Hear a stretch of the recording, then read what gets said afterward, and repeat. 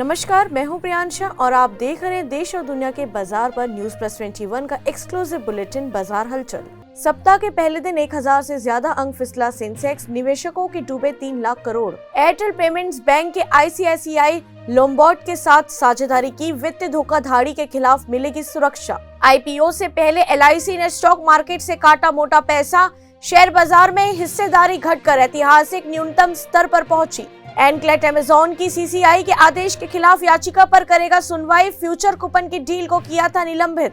Semiconductor crisis के कारण जनवरी में पैसेंजर व्हीकल की खुदरा बिक्री 10% घटी। बाजार में हाहाकार, निफ्टी 355 अंक तो सेंसेक्स 1200 अंकों से ज्यादा गिरा। अब जल्द NBFCs भी लेकर आने वाली है क्रेडिट कार्ड, RBI के साथ मंजूरी देने की चल रही बातचीत। दिसंबर तिमाही के नतीजे के बाद इंडिगो का शेयर 10.5% बढ़ा, ब्रोकरेज फर्म ने बढ़ाया टारगेट प्राइस।